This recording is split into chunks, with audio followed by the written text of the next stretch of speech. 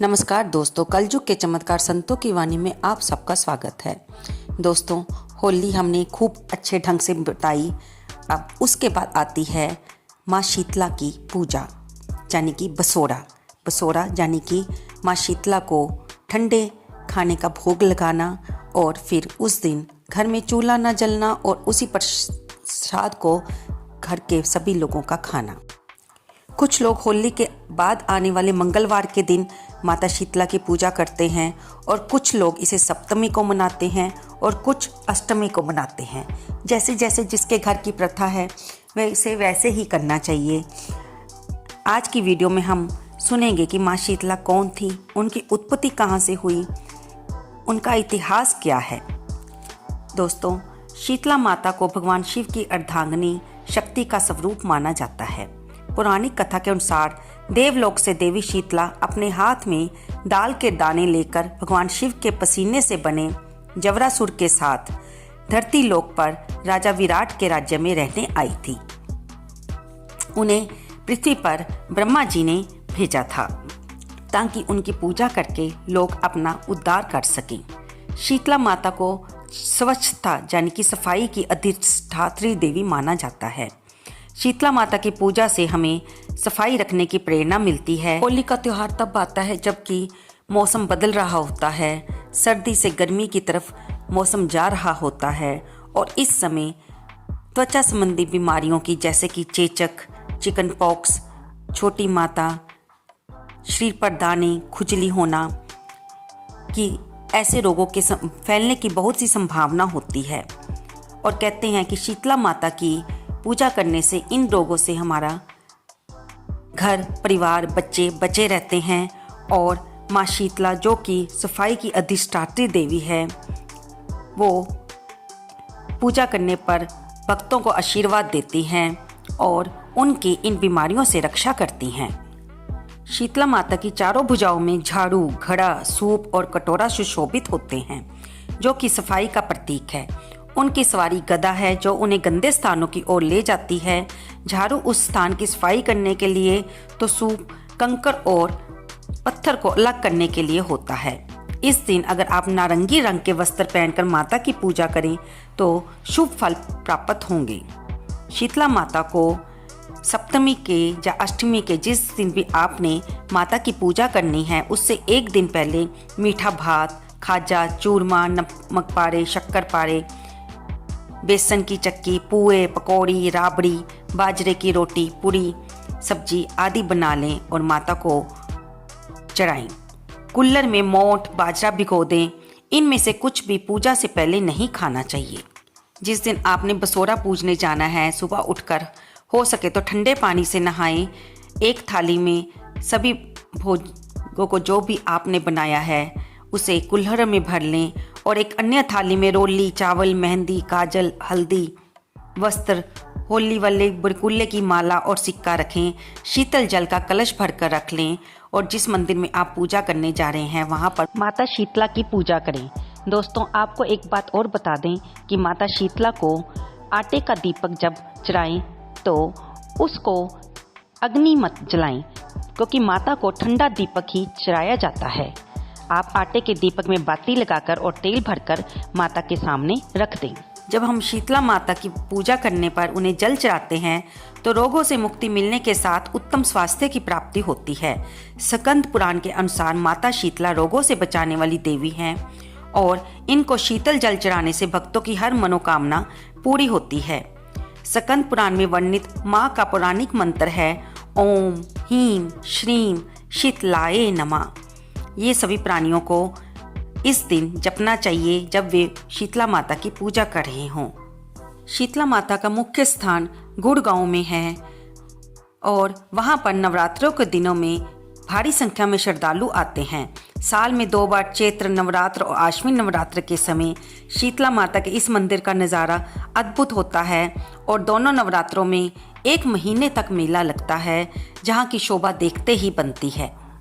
शीतला माता ब्राह्मण, क्षत्रिय, वैश्य, जाट और गुर्जर समेत कई समाजों में उनको कुल देवी के रूप में मान्यता है।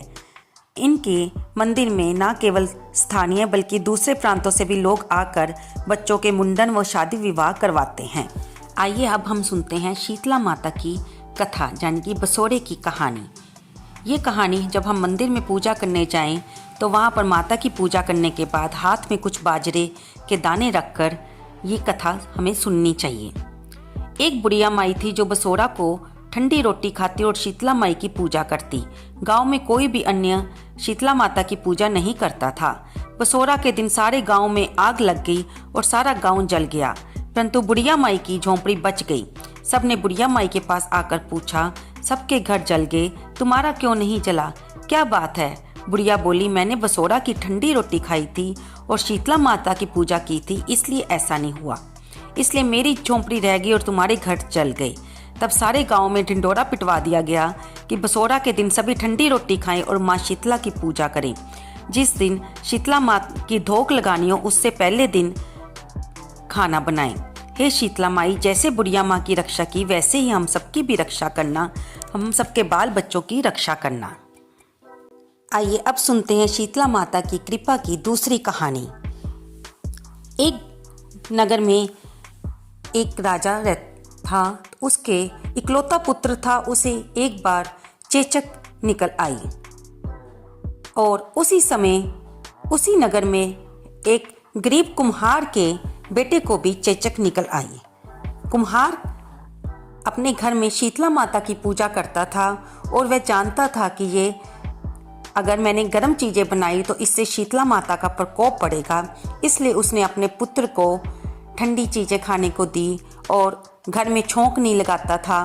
घर में कोई भी चीज़ तली नहीं जाती थी और वह शीतला माता का नाम जपता रहता, जिससे उसके बेटे की जल्दी ही तबीयत ठीक हो गई। लेकिन इधर राजा ने अपने बेटे को ठीक करने के लिए महल में शतचंडी पाठ रखवा लिया, जिसमें रोज हवन होता था और उसमें हवन में कितने ही ब्राह्मण अग्नि में आहुति देते रहते, मंत्र पढ़ते रहते और घर की रसोई में भी नए नए पकवान बनते, पूरी वगैरह तली जाती और उसमें बहुत ही तेज़ मसालों का झोंक लगाया जाता ताकि स्वादिष्ट खाना बन सके। इसका परिणाम ये हुआ कि राजा का पुत्र उन चीज़ों को सुगंध से उन्हें खाने के लिए उसके मन में लालच उठता और वह भी उन पकवानों को खाता, जिसका परिणाम ये हुआ कि चेचक के दाने और ज़्यादा फैलते गए और वे धीरे धीरे फोड़े बन गए, जिनमें से पस रिसने लगी। अब बालक को उसमें खुजली होती और वह दर्द से चिल्लाता। राजा बहुत परेशान हो गया कि करूँ तो क्या करूँ। तभी राजा के सिपाहियों ने उसे सूचना दी कि कुम्हार के गरीब बेटे के भी चेचक के दाने निकले थे, लेकिन वो ठीक हो गया है। कृपया आप उससे पूछें कि उसने क्या किया ताकि हमारा राजकुमार भी ठीक हो जाए। तब राजा ने उसको बुलाया और पूछने पर कुम्हार ने कहा कि मेरे बेटे के जब चेचक के दाने निकले तो मैंने माँ शीतला की पूजा की और उसको ठंडा खाने को दिया। घर में मैंने कोई भी पकवान नहीं बनाया, झोंक नहीं लगाई और तले हुए मसाले का कोई भी सामान नहीं बनाया और ना ही बेटे को खाने को दिया। राजा ने उसकी सारी बातें सुनी और उसने भी निर्णय लिया कि अगले दिन से वो भी ऐसा ही करेगा। उसी रात उसे माता शीतला का सपना आया कि राजन, आपने घर में गर्म पकवान बनाकर मेरे प्रकोप को बढ़ा दिया है, लेकिन क्योंकि मैं आपसे प्रसन्न हूँ, आपको ये काम अनजाने में हुआ है, इसीलिए आपका बेटा अभी तक जीवित है। गर्म पकवानों को छोड़कर आप बासी खाने से मेरी पूजा करें, इससे आपके बेटे पर मेरी कृपा होगी और वह ठीक हो जाएगा और फिर मेरी आरती करें। तब राजा ने माँ शीतला माँ के कहे अनुसार ऐसा ही किया और जिससे उसका बेटा भी ठीक हो गया। जैसे माँ शीतला ने कुम्हार के और राजा के बेटे पर कृपा की, उसी तरह हम सबके घर में भी माँ शीतला की कृपा बनी रहे, हमारे बच्चों पर भी उनकी कृपा दृष्टि बनी रहे और सबके घर धन धान्य से भरपूर रहें। इस कहानी को सुनते कहते हुंकारा भरने वालों को में भी माता शीतला अपनी कृपा दृष्टि बरसाएं। दोस्तों, आपको ये कहानी, ये चर्चा कैसी लगी कृपया कमेंट बॉक्स में अवश्य लिखें। इसे लाइक करें, शेयर करें और सब्सक्राइब करें। हम अगले एपिसोड में भी आपके सामने माता शीतला की कृपा की कहानियाँ लाते रहेंगे। आप उसे अवश्य सुनते रहें और हमारे साथ जुड़े रहें। धन्यवाद दोस्तों।